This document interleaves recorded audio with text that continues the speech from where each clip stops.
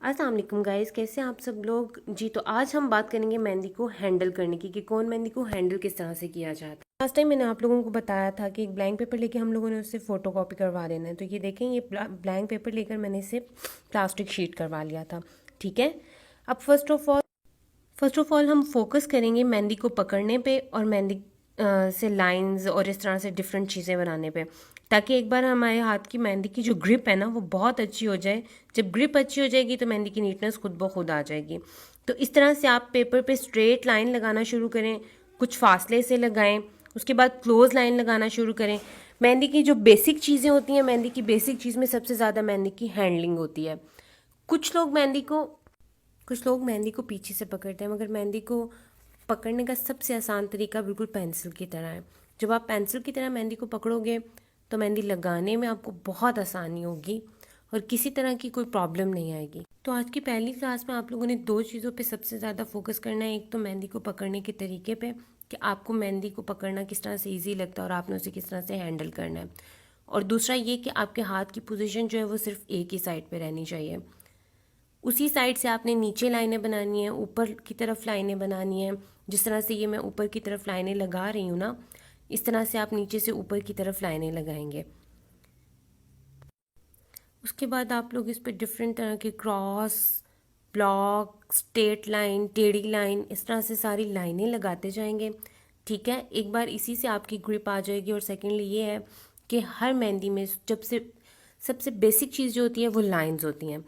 Lines को बिठाना और लाइन को बारीक करना, ये सबसे पहले हमें मेहंदी में आना चाहिए। जब ये होगा तो हाथ की सफाई अपने आप ही हो जाती है। इंशाल्लाह आगे जाकर हम लोग इस बात पर भी बात करेंगे कि मेहंदी में नीटनेस किस तरह से लेकर आई जा सकती है और उसकी स्पीड कैसे बढ़ाई जाती है। तो गाइस, जैसे आप देख सकते हैं कि पहले मैंने नीचे से ऊपर की तरफ लाइनें लगाई थी, अब मैंने पेपर पे कुछ ऊपर से नीचे की तरफ लाइनें लगाई। राउंड हर मेहंदी में हम लोग बनाते हैं। किसी भी फूल को बनाने के लिए हमें पहले इसको राउंड तरीके से बनाना पड़ता है और उसकी साइड से आउटलाइन करनी पड़ती है। तो इस तरह से आप इसकी आउटलाइन करते जाएंगे।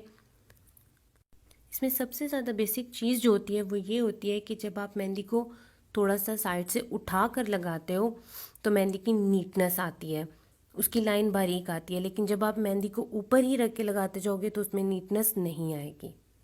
इन लाइंस का आपको ये फ़ायदा होगा कि इससे एक तो आपकी मेहंदी की स्पीड बेहतर होगी, सेकेंडली आपको मेहंदी को हैंडल करने का तरीका आएगा। ठीक है, जैसे ये हम लोग एक क्रॉस बना रहे हैं। अब क्रॉस में ये होता है कि क्रॉस में आपको चारों तरफ से मेहंदी से क्रॉस को फिल करना पड़ता है। तो जब आप चारों तरफ से फिल करोगे तो ऑब्वियसली आपका हाथ चारों तरफ से ईजीली उसको पिक करने का तरीका सीख लेगा।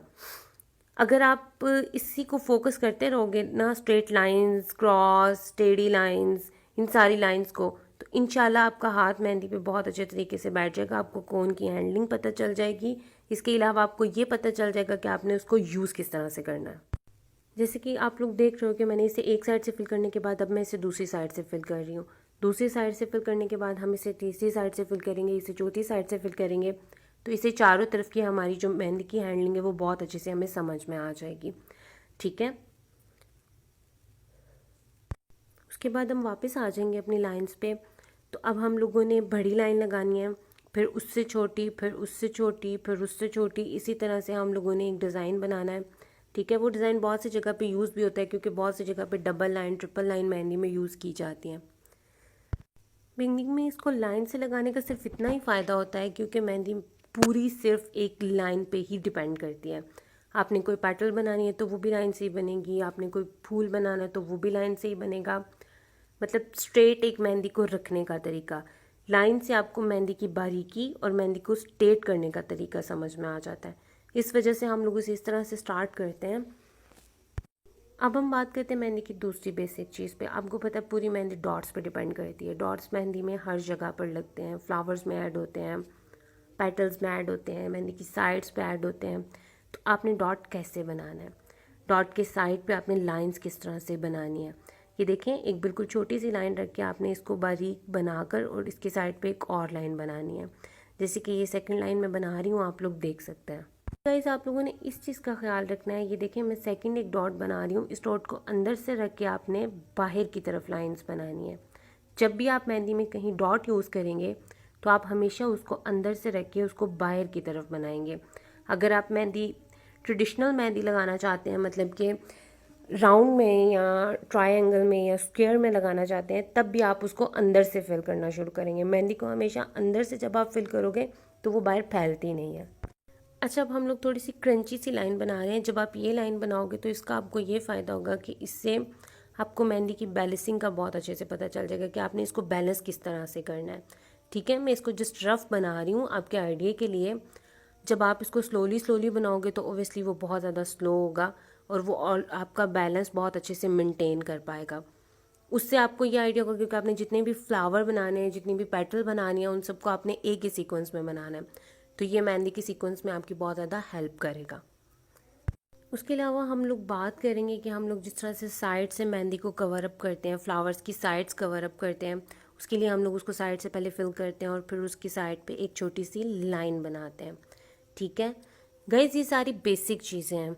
ये चीज़ें आएंगी तो आपको आगे मेहंदी लगाना खुद ब खुद आ जाएगा।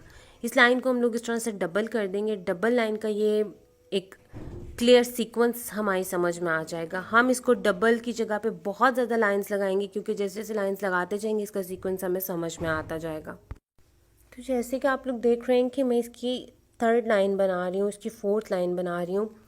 जस्ट इसके सीक्वेंस को मेंटेन करने के लिए मैं आपको जस्ट ये बता रही हूँ कि इसका सीक्वेंस कैसे मेंटेन हो सकता है। उसके बाद आप लोग इसके अंदर छोटी छोटी लाइंस बनाओगे डिफरेंट डिफरेंट तरीके से। कोई थोड़ी क्लोज बनेंगी, कोई थोड़ी दूर बनेंगी।